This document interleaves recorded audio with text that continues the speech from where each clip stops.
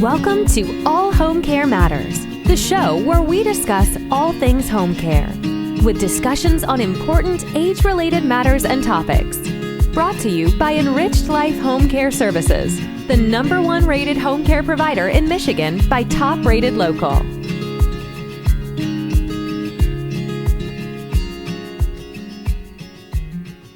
Hello, and welcome back to All Home Care Matters. If this is your first time visiting us here at the show, we want to say thank you for taking time out to be with us today. We appreciate how valuable everyone's time is, and that's why we try and make each episode here at All Home Care Matters something that will hopefully matter to you. Today, we are honored to welcome Tracy Cram Perkins, family caregiver and author of Dementia Home Care, How to Prepare Before, During, and After. Welcome, Tracy. How are you today? Oh, thank you for having me, Lance. I am really, really good. Good. It's our pleasure. Our pleasure. Well, I introduced you as a family caregiver, but you've been doing that for 16 years, and you've cared for over 4 family members. How did your dementia caregiving journey begin for you? Well, it started with a panic phone call from my younger sister when she told me that my dad couldn't take care of our mom anymore. And she had cancer, but she also had dementia from the treatment when they did the cancer surgery. And we discovered that we didn't know anything about caregiving. And so what we learned from getting that phone call and having a family meeting was that we knew my mom was doing poorly. We didn't know how poorly my dad was doing because whenever we'd ask him how he was doing, he would always tell us he was fine. And so when we had that family meeting, we realized that my mom needed to go on hospice, that he had been covering for everything she was doing. And so the whole family reorganized and rallied around her, and we ended up having to get her into care.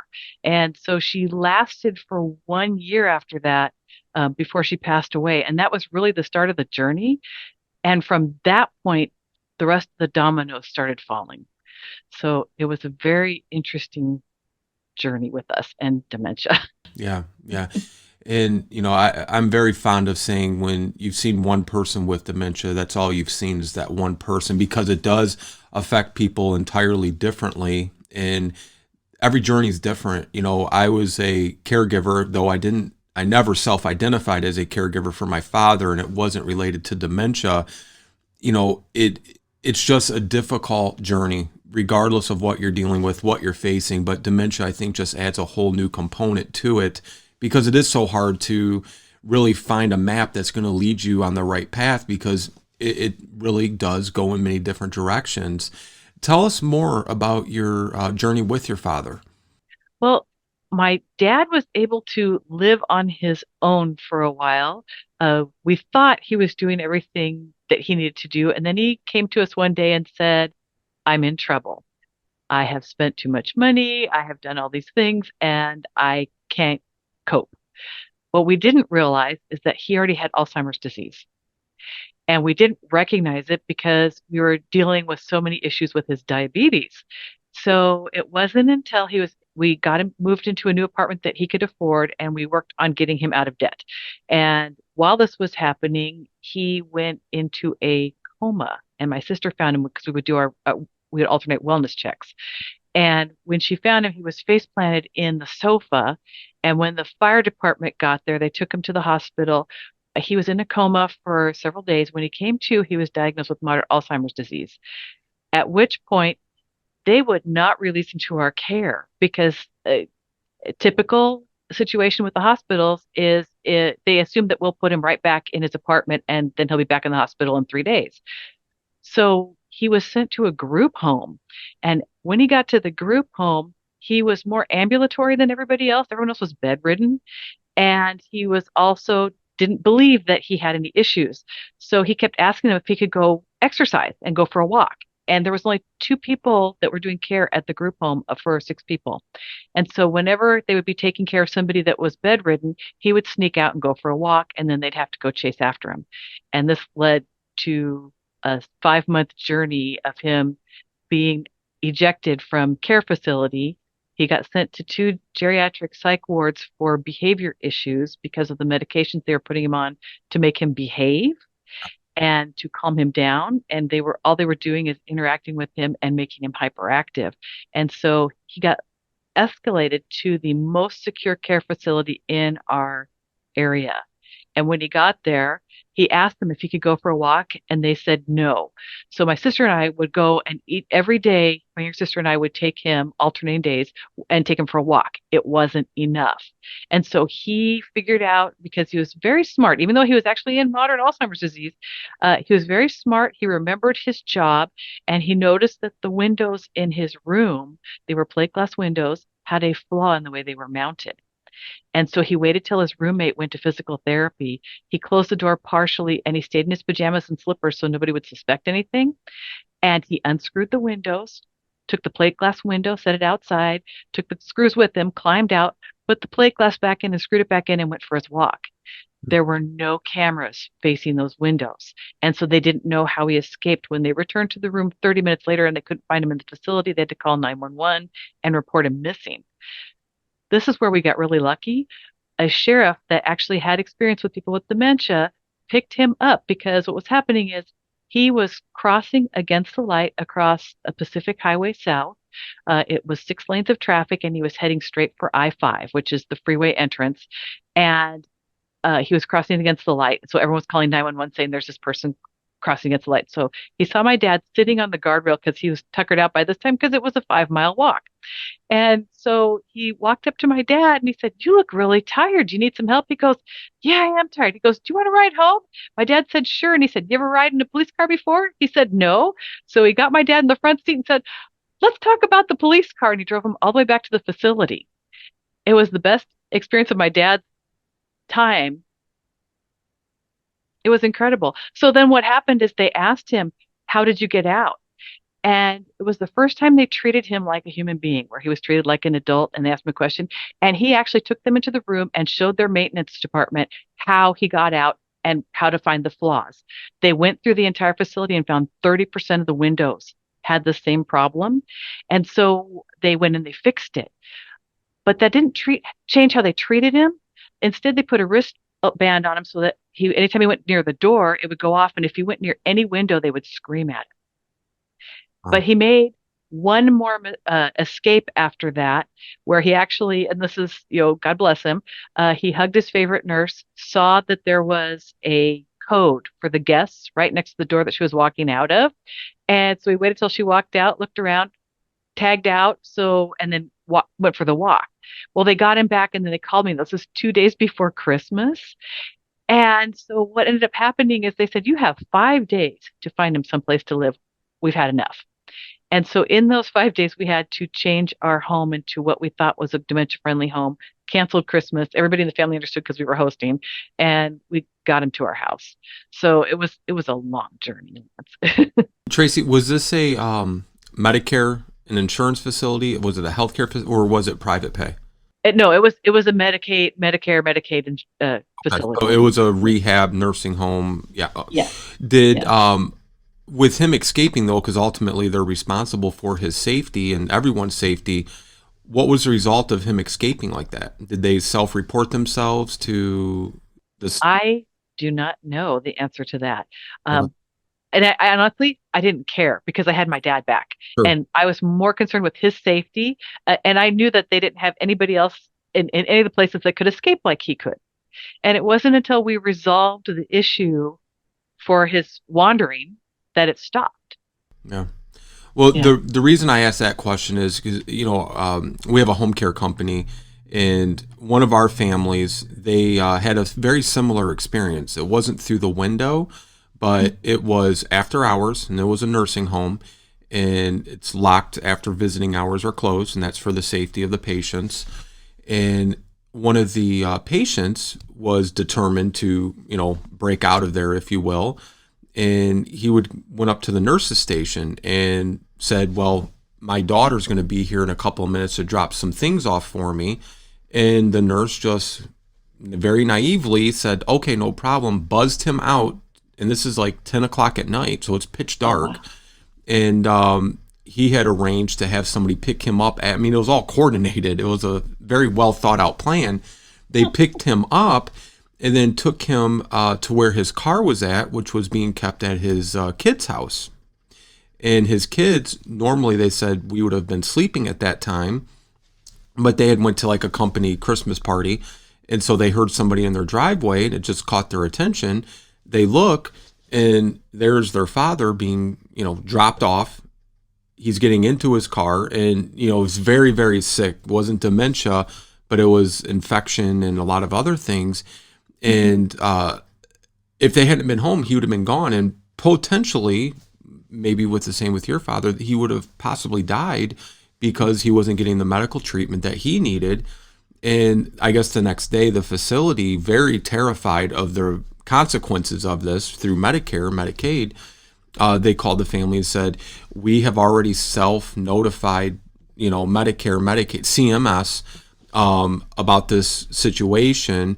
And they will be interviewing you guys, et cetera, because, they had to call the police and the police had to come get him. It was just a big ordeal. So I wasn't sure, if you had a similar circumstance.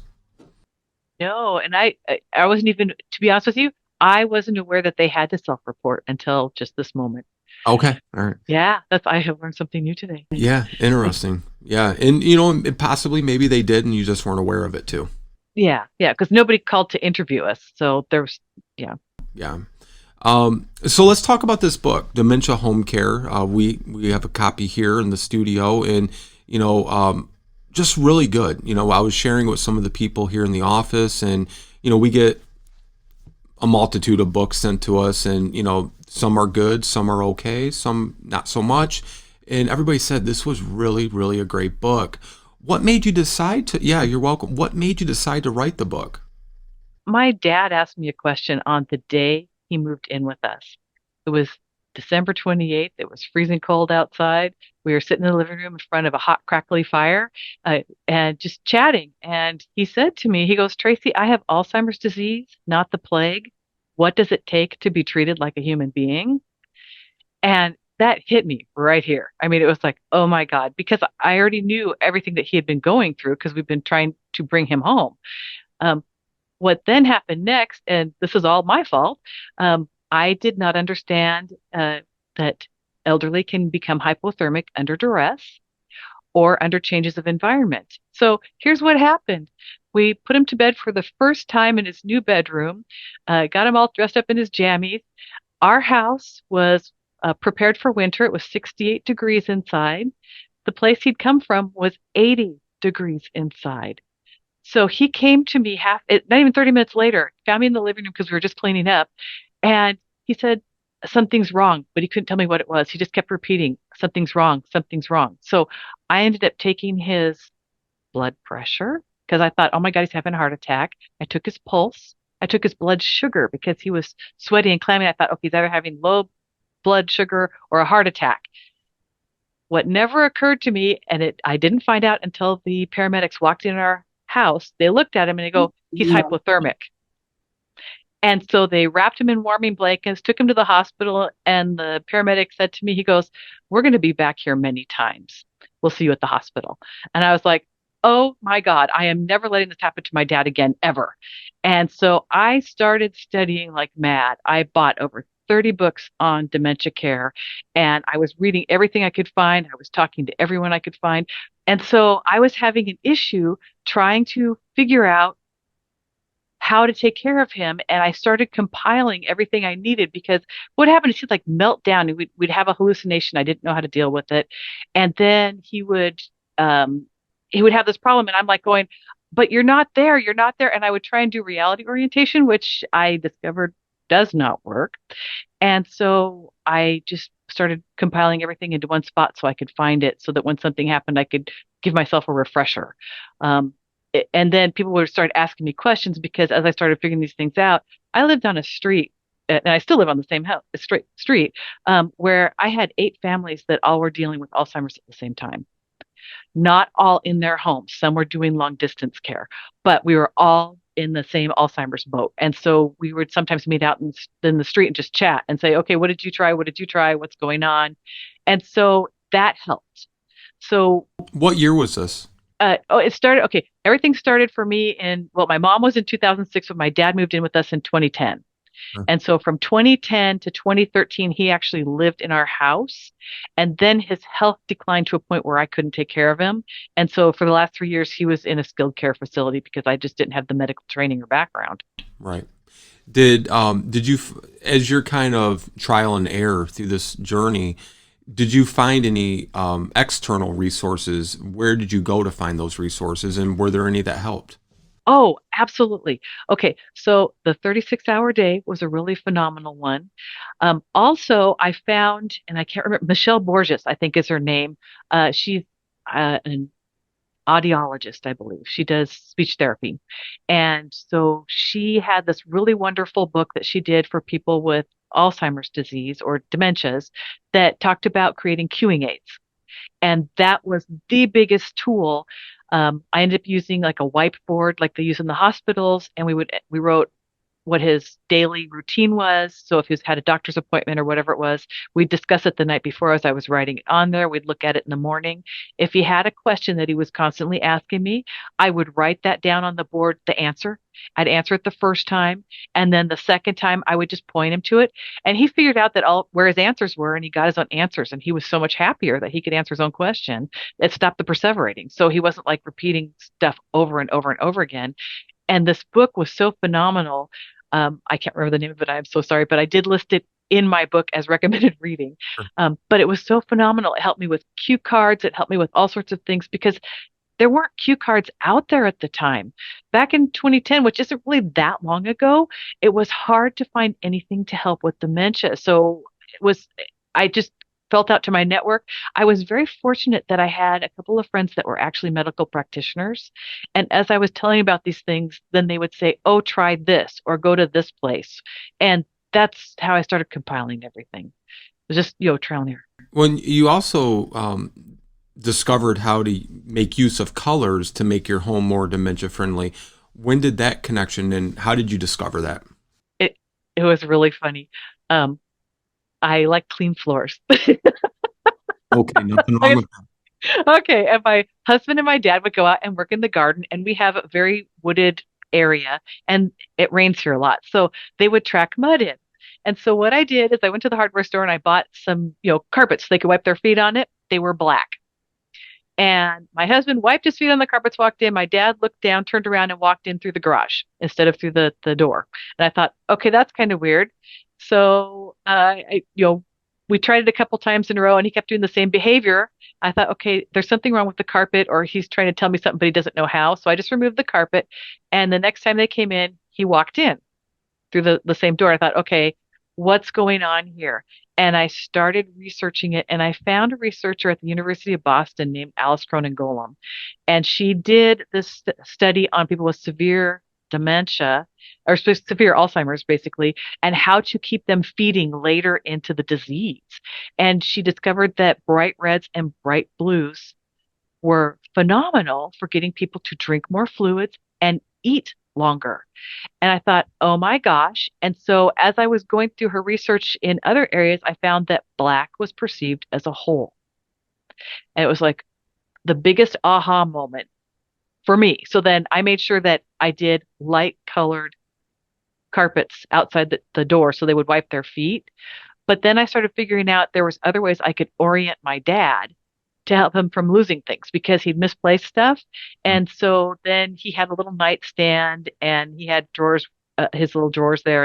And so it was figuring out how to aid him in seeing them because now I understood about achromatopsia, which I'd never heard the term before. I mean, I knew people got tunnel vision with dementia. I did not know about the achromatopsia. I did not know that at that point he could only see black and white and brightly contrasting colors. And then I also figured out that pastels, and I learned this one from Joanne, I think her name's pronounced Koenig Costi. She's got a book that's learning to speak Alzheimer's. She talked about pastels and said pastels were great for disguising things. And it made me figure out a way to keep my dad out of the junk drawer so that if he was rummaging, he wouldn't go into that drawer because he couldn't see it. And that's where I had the biggest breakthrough was I could empower him not to go out the doors that he didn't need to go out by putting that black carpet in front of the door. And then I discovered, well, he also can't see the contrast in the shower because my bathroom is all monochromatic and he couldn't see anything.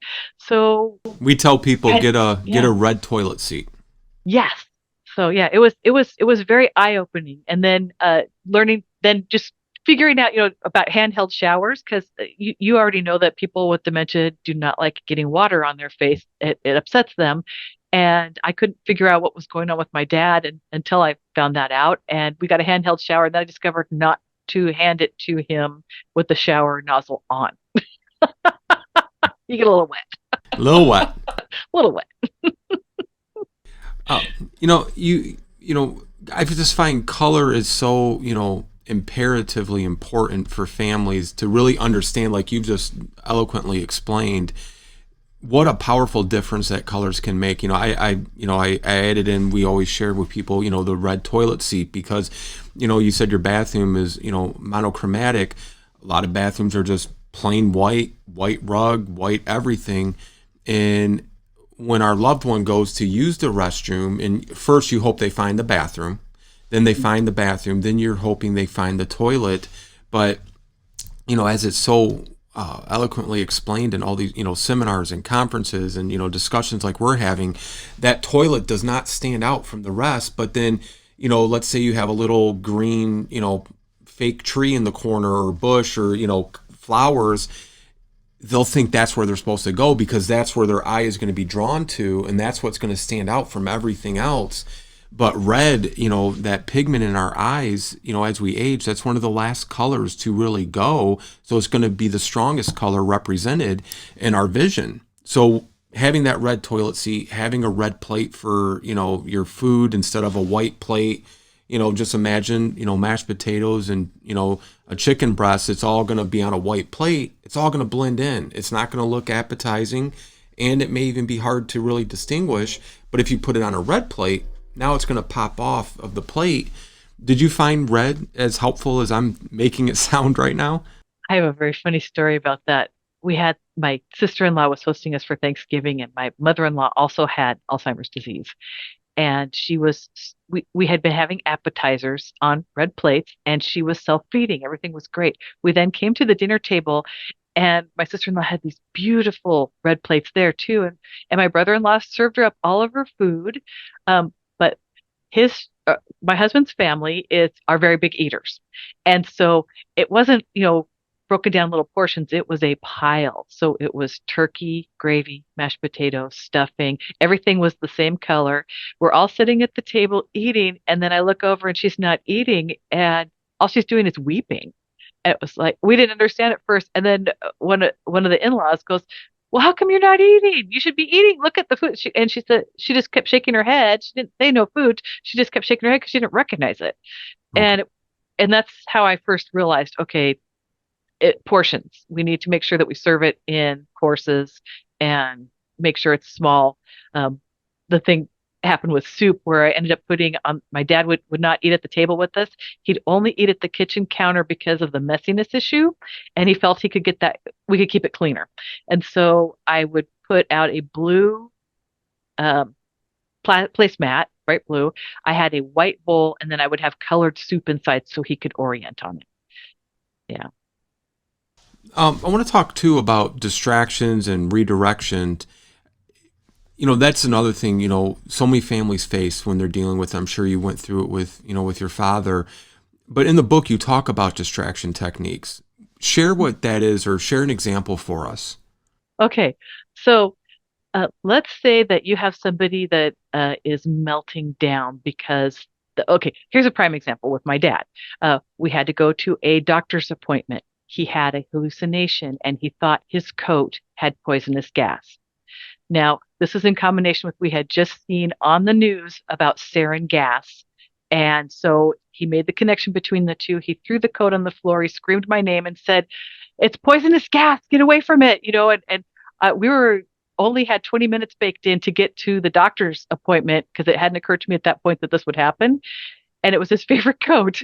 So I had to climb into where he was, and I didn't have a face mask, but I had cleaning gloves in the bathroom. So I ran in the bathroom, grabbed the cleaning gloves. I said, "Hold your breath.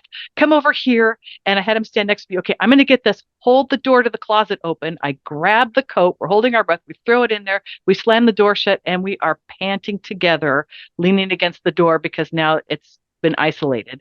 Fortunately, my dad didn't have enough wherewithal to understand that that's not how you deal with poisonous gas. And then because I had already figured out he would mirror my breathing, I just slowly started breathing back to normal. And he copied it. We were able to get up and go, and we were only 5 minutes late. Wow.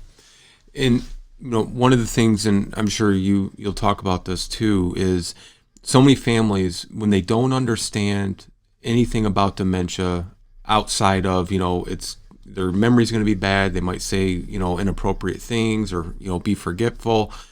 One of the biggest things that families usually say to us, Tracy, is I get exhausted from answering the same question over and over and over and over. And, or my mom thinks, I'm her sister, or she's my, I'm her mother and she's my daughter. We explain to them, just be in their reality, because you're not going to be able to take them out of that reality they're in and put them in your own reality. That's not how you're going to be successful. You just want to be a part of their reality and be where they're at in that moment. It might be 15, 20 minutes, and then they might be in a different reality after that. But you're not going to do yourself or your mental or emotional well-being any good by trying to argue with them and convince them otherwise. So what are your thoughts on that? Oh, I have a lot of thoughts on that, but I will kind of pare it down here. Laughter is the most powerful tool in your toolbox. So instead of getting upset when they are asking you the same question over and over again, choose to laugh and answer it again. Because if you're laughing, they'll laugh. I, as the caregiver, am their place of safety. I am the anchor. I am the one that's demonstrating and modeling, because they can still read body language. And so if I'm happy, because it took me a long time to figure this out, because this is what I'm telling you now was not easy. But when you figure out that they will mimic what you're doing, if your body language is all stressed and like this intense and you're getting angry because they've asked you 15 times the same question, that doesn't help either of us. So I figured out how to laugh first and then answer the question. And then I took tools to empower my dad. If we were in the car and he was asking where we were going, I had him hold a yellow notepad, which I used for multiple things. And I would write on the notepad what was on there. I just handed to him and asked him if he could hold that for me till we got to the doctor's appointment or wherever we were going. And then when he would ask me the same question, I'd go, can you read what it says on the pad? And he'd read it, he'd have the answer, and he'd sit there and go, oh, okay. And that would be it. I never made a big deal out of it. I just made sure I just pointed him to where he could find his own answer. And after he started figuring out where he could find his answer, it empowered him. And then I didn't have as many repetitive questions. Or if he was telling me a story over and over and over again, of course, because that never happens, I would do his memory book. I would pull his memory book out, and I would have what I did in his memory book is it told his story from the age of 5 until the age he was at when he first moved in with us. And it would have pictures of him. It would have pictures of places he'd gone to school, where he'd lived, all these different things about him, plus trips we had taken. Mm-hmm. And little sentences underneath. And I would have him pick himself out in the pictures and then tell me a story about it. Well, then that broke the cycle. And I figured out that it made it easier when people came over, if he started looping, that we could just say, oh, tell us about such and such. And we'd all look at the picture, and then he would be the center of attention. He would be thrilled that he's getting attention. And he would also be telling us a story, and it kept his mind going longer, because then he was able to talk longer instead of, getting to the point where he got to making just noises and, scowling, whatever at the end. But when he couldn't communicate with us anymore.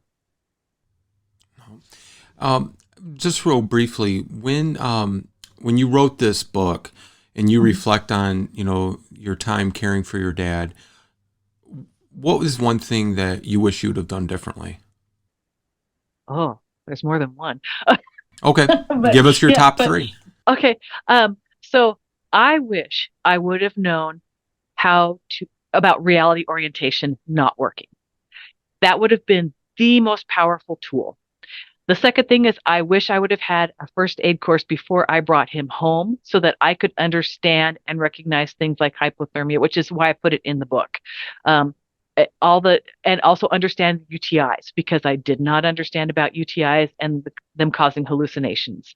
So I learned a lot of things like those those things I wish I would have known off the bat. It would have saved me so much time.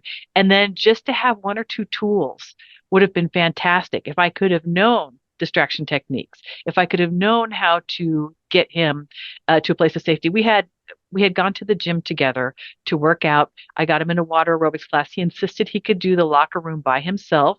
Now, you have to understand that when he moved in with us, he was on 38 different medications. Wow. He was having hallucinations. He was having all sorts of issues. He was terrified of being locked in someplace again because when he was in the geriatric psych wards, they had taped him to the bed and strapped him down. And so he couldn't move other than just a little bit. So he had some really big anxieties. I took his medication list at the recommendation of one of my friends who's a medical practitioner to our pharmacist. They took him off of 22 medications. Once he was weaned off of those medications, which took about 10 days for it to really clear his system, he was a different person. Now, this won't happen for everybody, but for my dad, he had so many drug interactions that once we got him stabilized, he was able to do a lot of things that he couldn't do before. So I could trust him to do certain things. So I trusted him to go into the men's locker room by himself the very first time we did this. Well, he was too tired when he got out of the aerobics class and couldn't find his clothes, didn't remember what they looked like, and he thought somebody stole them. And I wish I would have realized that he wasn't as good as I thought he was. It was the lie I told myself. I thought, oh my God, he can really do this. And we started using the family locker room afterwards. But it was learning, obviously, by falling face first into things. Just a few things. If I could have realized where he was in his journey, I would have understood better how to handle it and then not made as many mistakes. But then I wouldn't have written the book if I hadn't made all the mistakes. Yeah. And I think that's one of the things, so many families do struggle with, at the beginning is your loved one is telling you and you're seeing them, and that's one of the unfortunate things of dementia is it is an unseen illness for the most part. You can look at somebody and there's not a very good chance that you're going to be able to recognize, yes, that person does have dementia because it's kind of, I call it a blind illness. You can't see it. You have to experience it. But I want to go back to the book briefly here. Now in chapter 13, there's a cookbook. I found that really interesting. Why is there a cookbook in your Dementia Home Care book? This was because one of my neighbors was not the cook, but was doing the care for a family member who was. And she didn't know how to cook and was having a really hard time. And one of my friends was a retired restaurateur and had made a cookbook for her parents who also had Alzheimer's disease.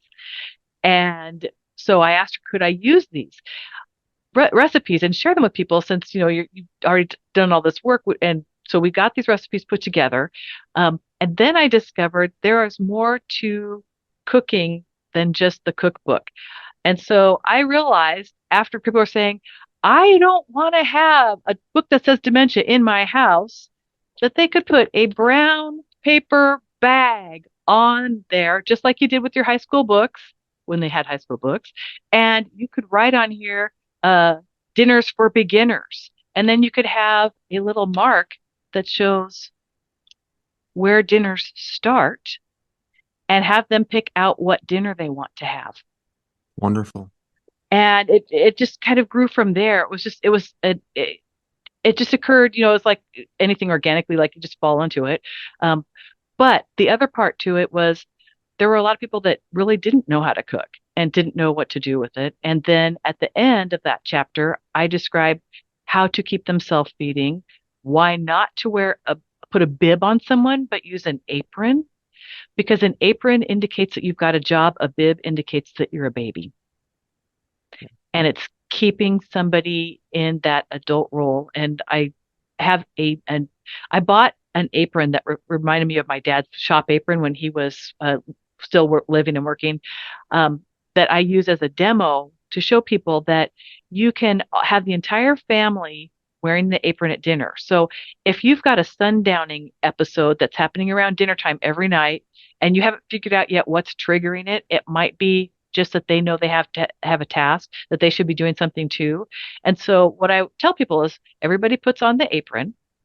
You assign your loved one a task. Maybe it's putting silverware on the table or whatever it is that's up to their level. Doesn't have to be perfect. They can just scatter it anywhere.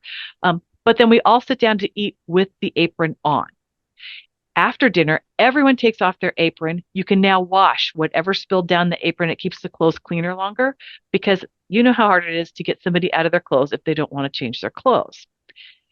It ended up spawning for me a second thing that I learned from Jolene Breakey's book, Creating Moments of Joy Along the Alzheimer's Journey. She was talking about making a present for your family member. And because my dad at that point was still, having issues with wandering until I'd figured everything out.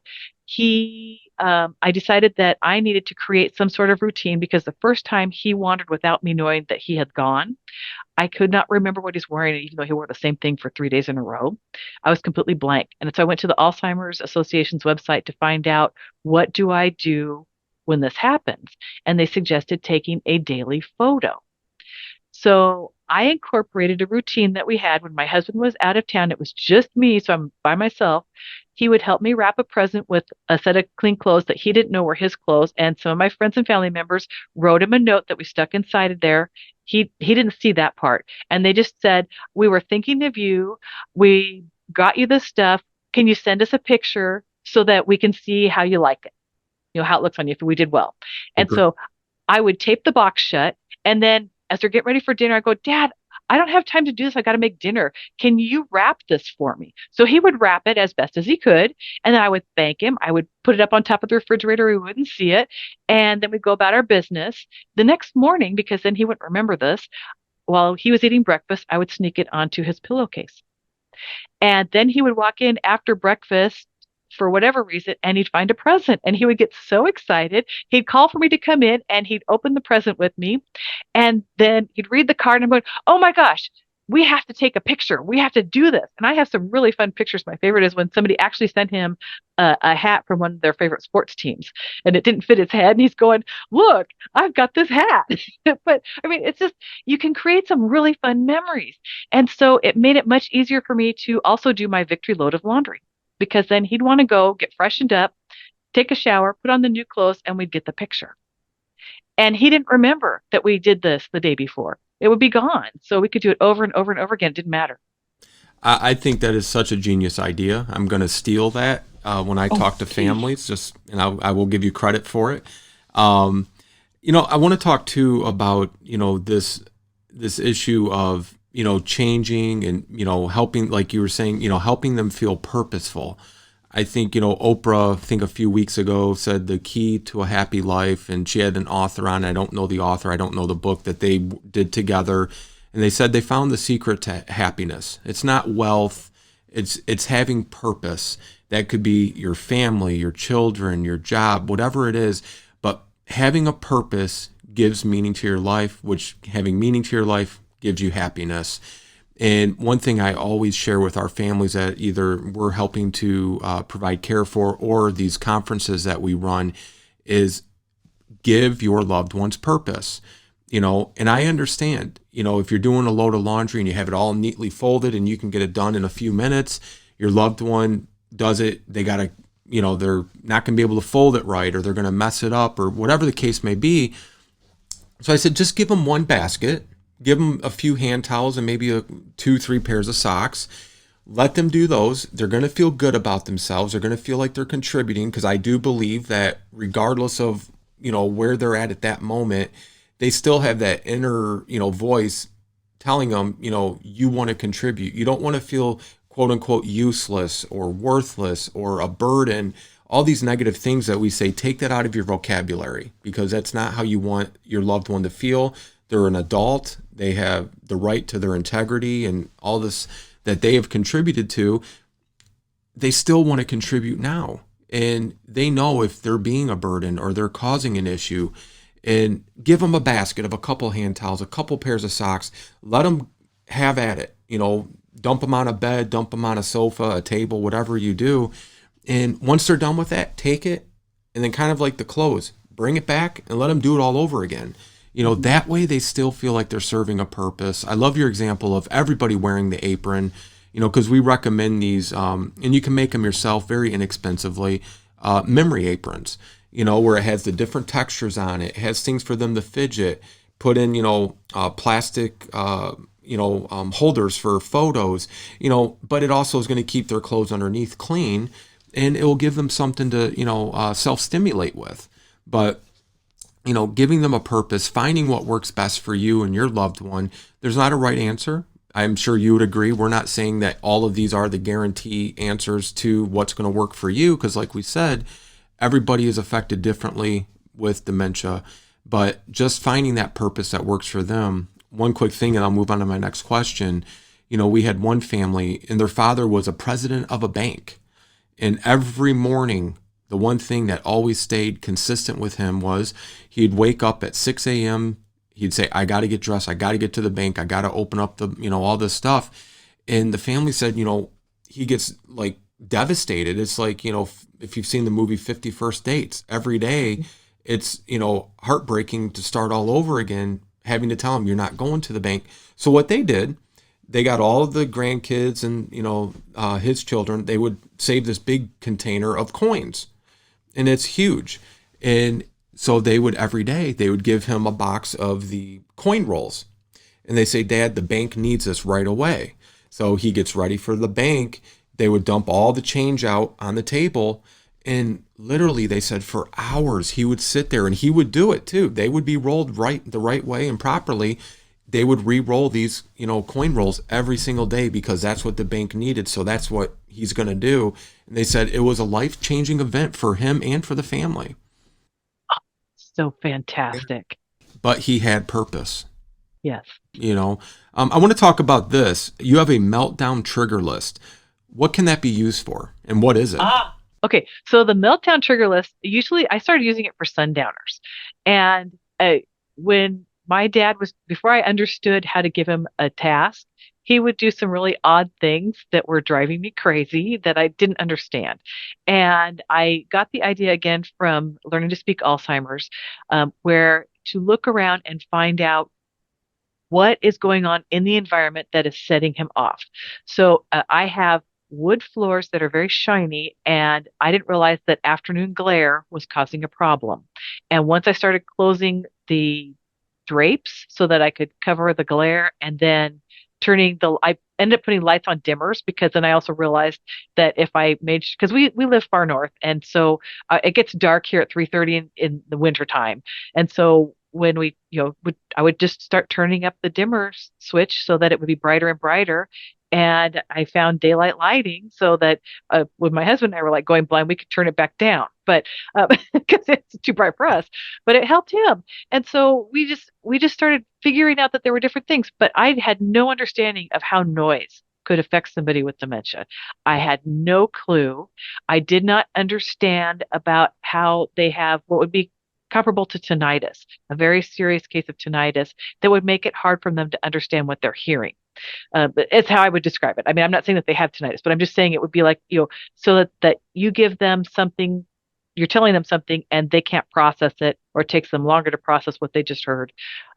So it was, what sounds are happening that are triggering this? Do I have the neighborhood kids over with the families and we're doing some event and he suddenly melts down? Or do I have my family over for a holiday and then he has to escape? So it was like, what are these triggers? And so I started going through and figuring out, okay, is it temperature? Is it weather? Because sometimes it's the weather outside. We had one event where my next door neighbor was a firefighter, and she had a flag in her front yard. And every time we had a windstorm, it was flapping near my dad's bedroom window. And so it was the sound, it was the shadows. And so I finally figured out that to get a blackout shade and then put, those hanging curtains that would cover it to black it all out so that he couldn't see or hear it. And it made a difference. It calmed down, and we didn't have that issue overnight, because every time in the evening that would be a problem. So it's just trying to figure out what the triggers are. So it could be temperature, it could be outside, it could even be a dog barking, it could be stuff that we don't even hear. It could just be like the refrigerator motor kicking on. Anything, yeah. Anything. It could be anything. So it's so what it's done with the trigger list is you document it for 3 or 4 days until you start seeing a pattern in the behavior. And then it helps you identify the pattern. And then at the bottom of the list, you write down what the trigger is and you write down the distraction techniques that help. Because what you're going to do with this now is you're going to share it with everybody that comes in that's going to help your loved one so that they can have a positive experience too, so that they don't have to worry about what to do if they start, screaming or yelling or get away from me, get away from me. I mean, they don't know what to do. So now you've got a way you can get some respite where you can actually get out and go maybe have a cup of coffee with a friend and have somebody else over and they've got the list all ready to go so that if you have this problem, okay, hand them the stuffed toy, take care of this, give them a blanket, offer them a warm beverage, move them to a different room, whatever it is that can fix it, write them all down and share them with everybody that does care.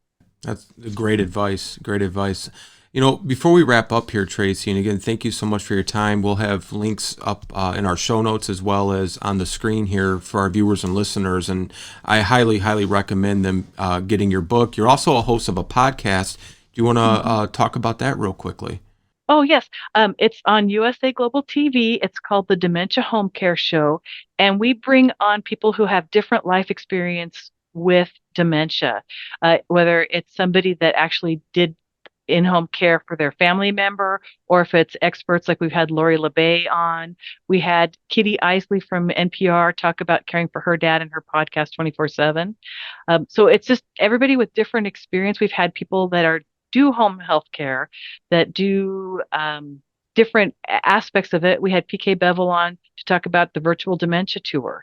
So it's giving people understanding and bringing you closer together to understand that you're not alone, that there are resources out there. And I just try to spread the word to let people know that there are other options out there beyond what they may be aware of. All right, wonderful. And go check that out too. You've mentioned a lot of authors and you've mentioned some books. You're recommending other authors besides your own. Why is that?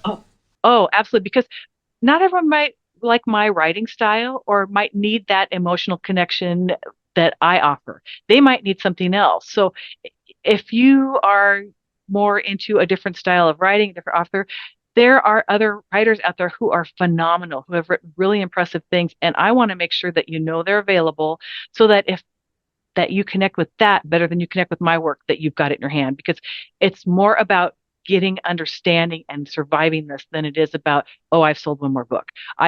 What I want is people out there getting help. And I will recommend any book I find that is really good. What's your top 3 that you recommend? Creating Moments of Joy Along the Alzheimer's Journey, The 36-Hour Day, and then also Learning to Speak Alzheimer's. Thank you. So, Tracy, before we close, I always like to ask my guests this question, sometimes in a different format, but if we were to talk again in 5 years, which it'll be sooner than that, we know, but I didn't know anything that you were up to or anything that was going on. In 5 years, what would you tell us that you've been up to, or what are you hoping to accomplish? Oh, I'm very excited about this question. My goal is to have a program out into all the hardware stores across the country, serving underserved folks and communities how to make your home more dementia friendly. And so I am working on that behind the scenes right now. I'm working at learning how to shoot the video so I can bring this out to other people. We've been testing the program in a local hardware store in my community for the last 2 years to make sure that we are really offering things that are of value to people. And so I want to get this so that you can walk into a kiosk, you can look at a quick little 2-minute video. If you need more information, you can scan the QR code, and then you can go about your business and get that paint color that you can paint behind the toilet so they can find the toilet. Or you can fix the flooring, or you can add a shower curtain over a door so that your loved one won't exit seek. Whatever it is that we can get out there to help you, I want that to be available. Wonderful. Well, Tracy Cram Perkins, thank you so much for your time today. We're looking forward to being on your show in a couple months, and keep doing a great job, and you're a wonderful voice and advocate for families and for those living with dementia. Lance, thank you so much for having me. I really appreciate it, and I am really looking forward to having you on my show. Yeah, I am too. Thank you so much, Tracy. Thank you. Thank you for joining us today here at All Home Care Matters. All Home Care Matters is here to help families as they navigate these long-term care issues. We invite you to visit us at allhomecarematters.com, where there's a private, secure, fillable form where you can give us feedback, show ideas, or if you have questions. Every form is read and responded to. And remember, you can listen to the show on any of your favorite podcast streaming platforms or watch the show on our official YouTube channel. Just make sure to hit that subscribe button so that you never miss an episode. We'd also like to say thank you again to Tracy Cram Perkins, the author of Dementia Home Care, How to Prepare Before, During, and After. We look forward to seeing you next time here at All Home Care Matters. Thank you for joining us today. We look forward to you joining us again on another episode of All Home Care Matters. To learn more about the show and to connect with us, visit us at allhomecarematters.com.